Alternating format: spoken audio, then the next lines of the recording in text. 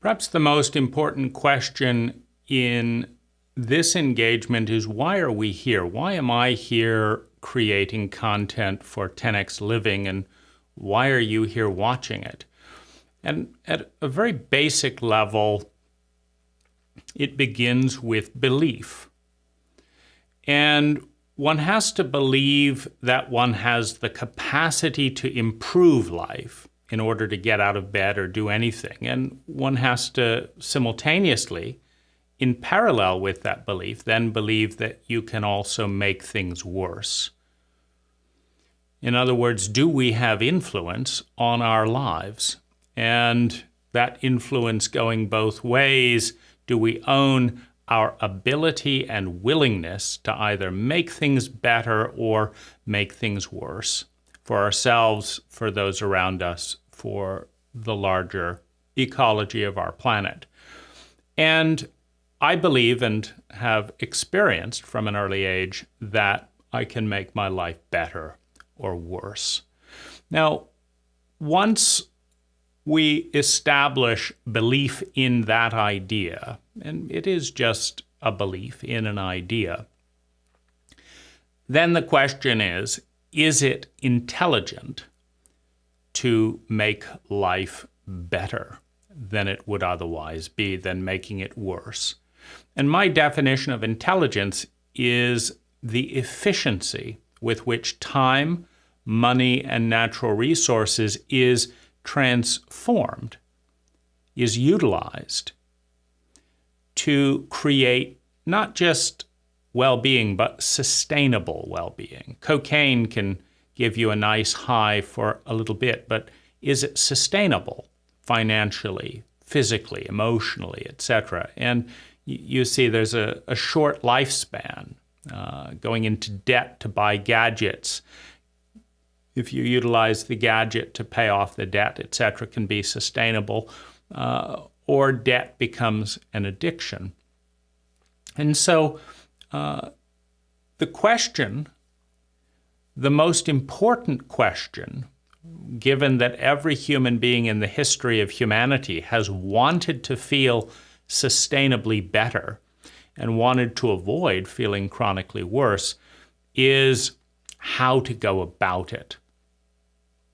Now, if you believe that you can influence your reality for the better and for the worse, and if you have any doubt, just take a pincher or a nail and see if you feel worse when you hurt yourself, and then drink a glass of refreshing, cool, filtered water and see if you feel a little bit better after you drink it. And then the obvious question moves to, how much more intelligent can we be? If intelligence is measured by the efficiency with which we turn energy into sustainable human well-being, which of course includes the host body of the planet that hosts us, since it's very hard to have a sustainable sense of well-being when you're dead, then you begin to, well, perhaps the next question is, how much better? How much more intelligent can we become? And the idea behind 10x Living is somewhat derived from the idea of 10x thinking, of 10x designing. And the idea of 10x thinking is that things can, of course, be 10x better. We look around us, the cars we drive today drive 10 times more per gallon. The best cars drive 10 times more per gallon than the most inefficient cars. The fastest people run 10 times faster than the slowest people. The happiest people are 10 times happier than the most unhappy and suicidal people. The wealthiest people are 10 times, maybe 1,000,000 times, but they're 10 times more wealthy than the poorest people. So whatever it is that you put into this box called well-being, the evidence suggests that it is possible for it to be 10 times better. Now, there's a little kind of piece of mental mechanism around this idea of 10x thinking, because if you start out trying to be 10% better, what you're going to do is you're going to do your life as you've been doing it, just a little bit faster, a little bit neater, a little bit whatever. You're going to try to make the current design work a little bit better. But when you aim for 10x, like if you want to have a 10 times better day today than you had yesterday, you can't just eat a little bit less mayonnaise or add a little bit more mustard to the sandwich or drive a little bit faster. You've got to completely rethink the system that is the life, the routine, the subroutines, the pattern, the identity of thinking, feeling, speaking, doing, being, spending, the patterns that define who you are versus who you could be versus who you were versus who somebody else is. And those patterns, the pattern of thinking, feeling, speaking, doing, and being, the pattern of identity that we identify with, has a tremendous impact on the intelligence of our life, on the efficiency with which we are turning energy into either mediocrity and suffering and unnecessary pain, or towards sustainable well-being. Now, when we grasp that that's possible, that it is possible to feel sustainably 10 times better, or to feel as good as we feel now, consuming 10 times less energy, then it is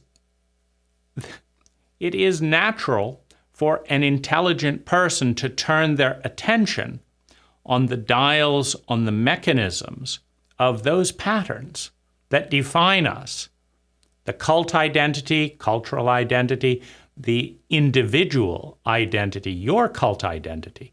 Why are you doing the same things you did yesterday? Have you thought those all through carefully in a refreshed way, or are you just doing it because that's who I am, because that's who I was, so that's who I will be? That's a very self-referential, it's a very comfortable, very familiar loop, but is it intelligent? Is it yielding high levels of personal well-being per unit of time, money, and natural resource? So I believe that intelligence naturally leads in this direction. If I believe that it's possible, if I understand that I and everyone else in the planet's history has wanted to feel sustainably better, then turning attention to how to do that becomes the single most intelligent thing that you or I or anyone else can do. So that's why I'm here, and I'm guessing that and perhaps curiosity or random luck is why you're here as well. The channel, 10x Living, is around exploring the dial. Now, I want to make one thing very clear because it's a paradox. I'm defining intelligence as the efficiency with which time, money, and natural resources is transformed into sustainable well-being. That's a good definition of intelligence. It's one that will lead you and those you care about to feel sustainably better and avoid feeling chronically worse. That's what we want. However, when you're going from an inefficient system to a system that is 10 times more efficient, you face the unknown and the fear of the unknown and the mistakes that come from entering the unknown. That's highly inefficient. You have to think more. When you're in a cult and everyone's saying, "How are you? I'm doing fine. How are you? I'm doing fine." Nobody has to think about that. It's a little subroutine that's running around. It means absolutely nothing other than making an effort to be polite. And you don't have to question, do they really want to know? Do you want to know how I'm doing in terms of my jogging or my app development or what they've already walked on. You don't have to analyze the subroutines. They make sense, they don't make sense. We do it because we did it, and we did it because that's how we do it, and we'll do it again because that's who we are. No thought, no intelligence, just a self-referential loop. Now, to break out of that orbit, the status quo requires confronting the fear of the unknown. This requires confronting our deepest trauma, because our deepest fear of the unknown is the re-encounter of a pain that threatens our survival, our security, our identity, that we have no control over. That's our greatest fear, to find ourselves helplessly in overwhelming pain that shatters the pattern of who we know ourselves to be and leaves us dissociated, traumatized, not able to navigate and function, feeling the loneliness, the helplessness of that moment. That is every human being's greatest terror. It's biological, it's mental, it's emotional. And so all you have to do is leave the status quo and go out into the unknown. Do something different. Become a different pattern of thinking, feeling, speaking, and doing, which means you're a different person. That's scary if we have not recognized, dealt with, responded to trauma. Well, that's a little bit difficult when neither you nor I nor anyone around us deeply understands the science of identity, the science of trauma. It's a little bit difficult. So there's going to be a lot of resistance to going into that unknown, to exploring new ideas, to expend energy to think, to discover, to make mistakes, particularly in a cult algorithm that defaults to rewarding the status quo and punishing, shaming people for making mistakes. Mistakes are natural and part of growth, but if you're in a cult that makes you look dumb and then ostracizes the dumb people if you make a mistake, well, who wants to make a mistake? It's like saying, who wants to grow? Who wants to become more? That takes you into the unknown. So in order to move towards, if you look at Tesla, for example, bringing substantial improvements in car safety, substantial improvements in air filtration in cars, part of car safety, generating an electrical battery network. Now, there's no denying, the Model S won the highest rating of any Consumer Report car in the history of Consumer Reports. There's no doubting that the electrification of the planet's transportation system is a substantial step in the right direction. But even though it's cheaper to generate and consume electricity than fossil fuels, even though it's better for the planet, even though it's a safer car, even though it's a quieter car, it's such a Herculean effort to move from one paradigm to another paradigm, that Tesla was one of the highest shorted stocks in the world for a number of years, as everyone was betting that it would fail. And they bet it would fail because it's hard not to live in an established 10x life, but it takes more effort, more thought, more care, more risk, more courage, more upfront investment to get to that point. And that's the paradox. That's the paradox of the status quo. The status quo is always mediocre relative to the bleeding edge, relative to the minority that's living on the edge of what can be. The status quo is mediocre, but it's normal, it's familiar, it's established. And not everyone that sets out on a hero's journey, that leaves the familiarity of the circle, that heads out into the tangled wood, returns. Mythology is clear. The hero, the successful hero returns, but there are many heroes that set out and die on the attempt to find the new vista, the new paradigm.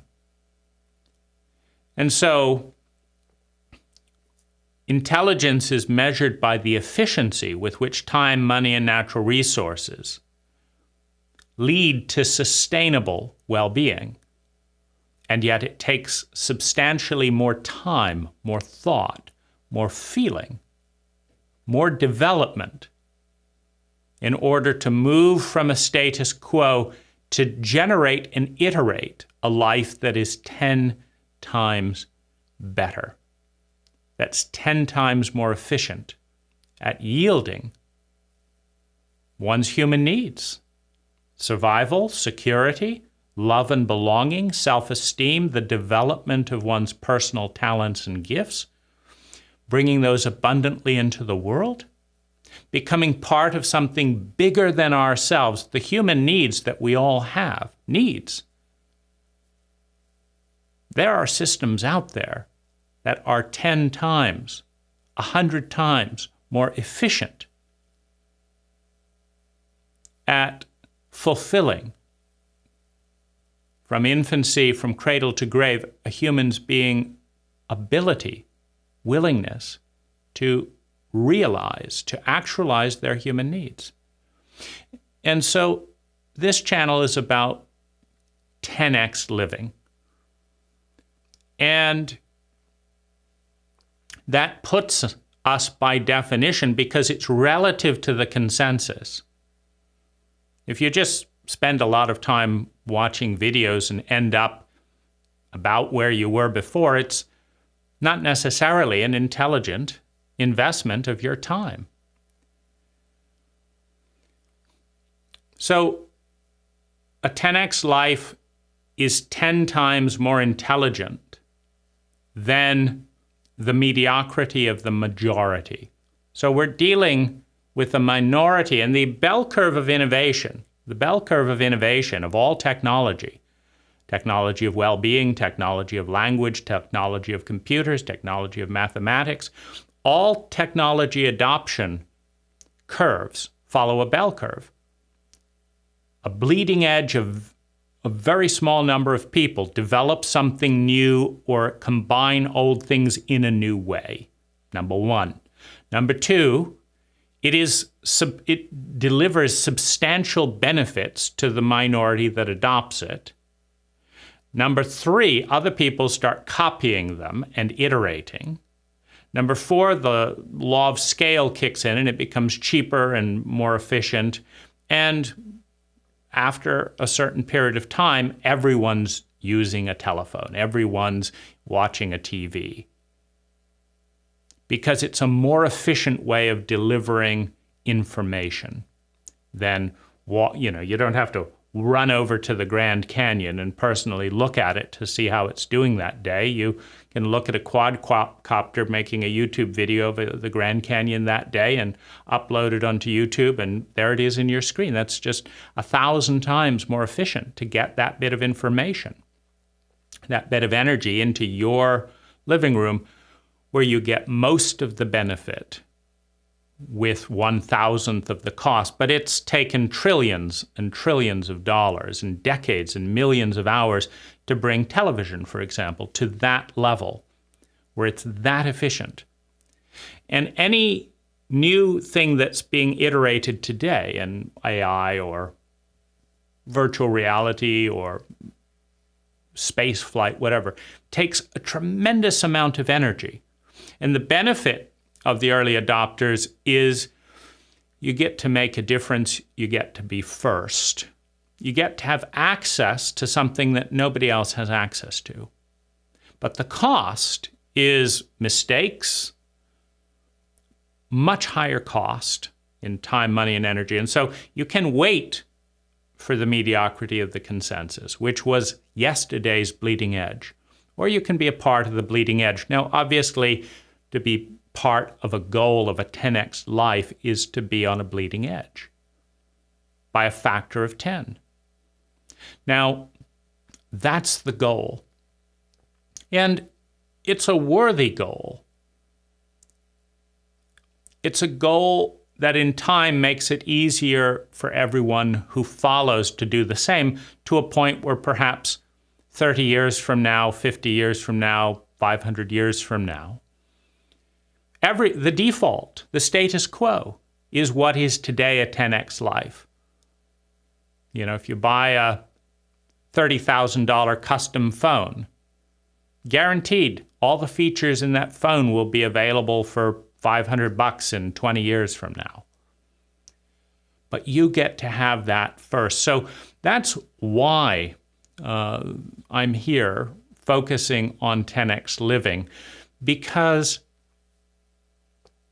it's a personal goal for my life, and it's easier to do together.